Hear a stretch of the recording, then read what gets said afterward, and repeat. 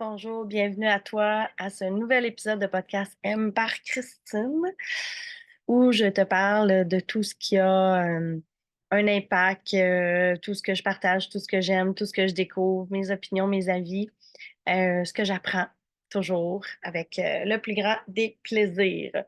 Aujourd'hui, j'ai envie de te parler d'ambition féminine et de maternité.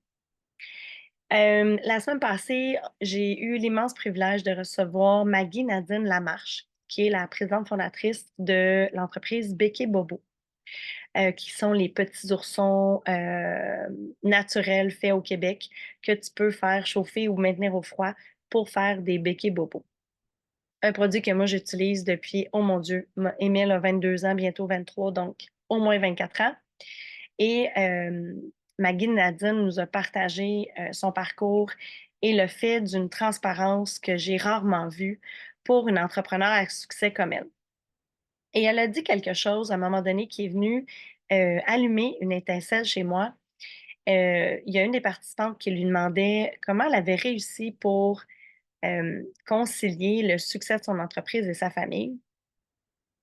Et ce que Maggie Nadine a répondu est venu me chercher parce que ça ressemble un peu à ce que moi, je vis depuis bientôt 11 ans avec le RMA.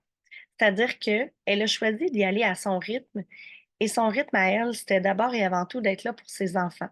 Parce qu'il faut savoir que Becky Bobo est née du fait que la fille de Maggie Nadine avait des problèmes de santé et elle a créé le petit ourson Becky Bobo pour elle d'abord et avant tout. Donc, elle a toujours été une maman ultra présente, c'était sa valeur première et c'est ce qui a dessiné son rythme de la progression de son entreprise et du succès. Aujourd'hui, Bec Bobo est au musée du Louvre.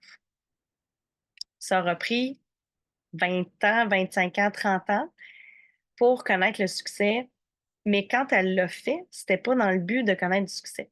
Mais elle a toujours eu de grandes ambitions. Maggie Nadine, c'était à la base, c'est une ingénieure, une femme ingénieure, donc ça a toujours fait partie de sa vie, mais elle est toujours allée en respect de ses valeurs.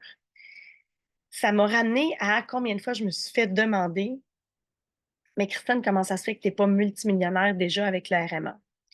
Et la réponse est simple, c'est que j'ai toujours choisi de respecter mon rythme. Je suis une maman de 5 enfants qui s'est séparée du père des 3 premiers, qui a fait naître le RMA en 2014 parce que j'avais pas envie de retourner sur le marché du travail pour plein de raisons. J'avais envie d'être là pour mes enfants, puis j'avais envie aussi de vivre le deuil de cette séparation-là, parce que c'est un deuil, même si ça s'est fait avec beaucoup de respect, d'amour, d'amitié entre le père des garçons et moi, il en reste pas moins que c'est un deuil parce que moi, j'ai marié cet homme-là, j'ai choisi d'avoir des enfants, on avait une maison, on avait des projets. De faire le deuil de tout ça, ça reste un deuil. Donc, j'avais choisi de me lancer en affaires, puis rapidement, les choses ont déboulé, autant avec le RMA que dans ma vie personnelle, parce que ben, j'ai rencontré Simon, on a eu Emma un an plus tard, entre-temps, on a acheté la maison, euh, les enfants, l'intégration, tout ça. Et en même temps, ben, le RMA prenait son essor. Et je me souviens que la première année du RMA, c'était une région par mois que j'ouvrais.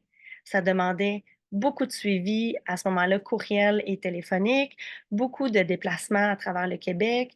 On avait un mastermind qui s'appelait le Club des Audacieuses. Je me souviens très bien de m'être déplacée à travers le Québec, de l'Outaouais à Saguenay avec la petite, dans la voiture, puis j'arrêtais dans des haltes routières pour l'allaiter dans la voiture.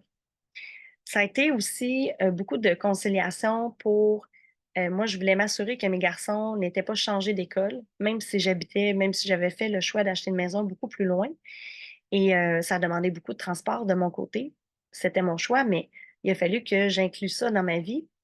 Donc c'est sûr que pendant que je voyageais soir et matin, les enfants à l'école qui était à 35 minutes de la maison, ben c'était pas un temps où je pouvais développer mon entreprise, trouver des nouvelles clientes, m'assurer que les clientes revenaient, faire des posts sur les réseaux sociaux, ma campagne de marketing, et cetera. La comptabilité, il y a beaucoup de choses qu'on fait, surtout en lancement d'entreprise, on délègue pas tant.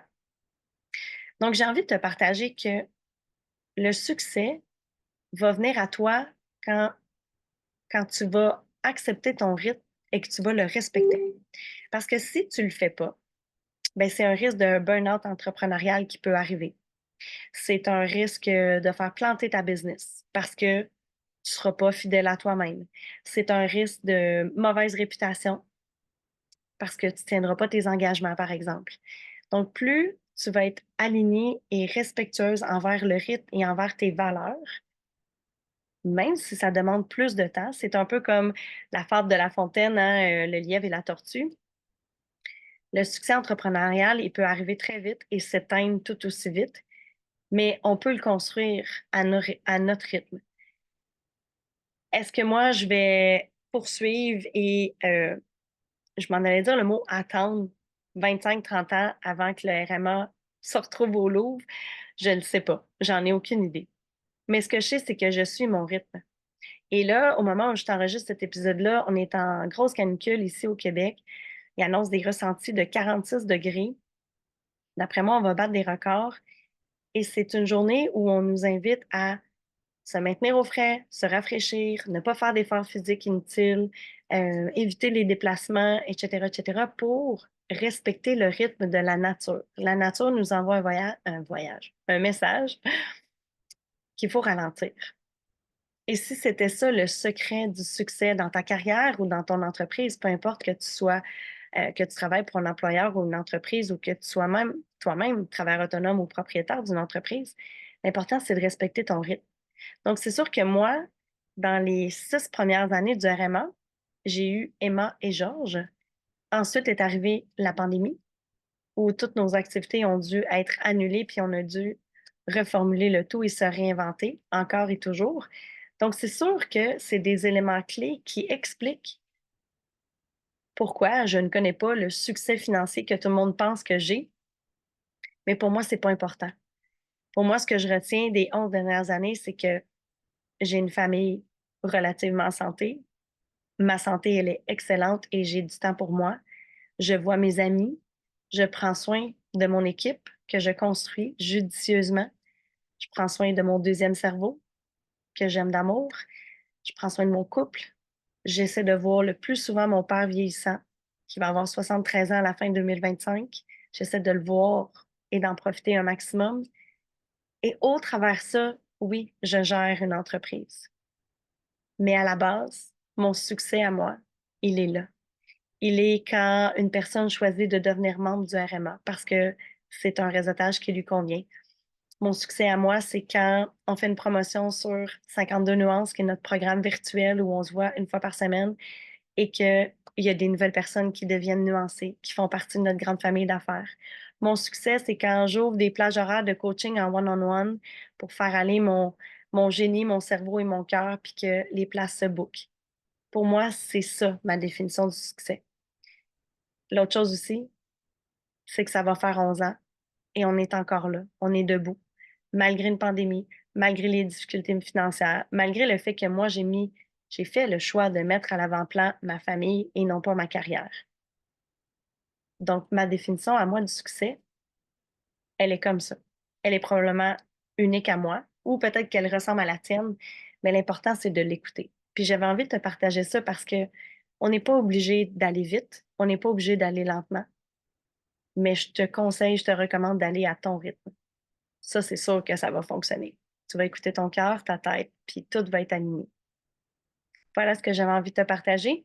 Si tu penses que quelqu'un a besoin d'entendre ce message, je t'invite à lui partager l'épisode. Si tu m'écoutes sur YouTube, je t'invite à t'abonner à ma chaîne. Comme ça, tu vas recevoir une notification aussitôt que je vais te mettre un nouvel épisode. Tu peux me mettre un petit pouce, un commentaire, c'est toujours le fun. Même chose si tu m'écoutes sur Spotify. N'hésite pas à me laisser tes commentaires et à me donner un petit cœur, un petit love. Ça fait toujours justement plaisir et chaud au cœur à recevoir. Je t'embrasse. Fais attention à toi.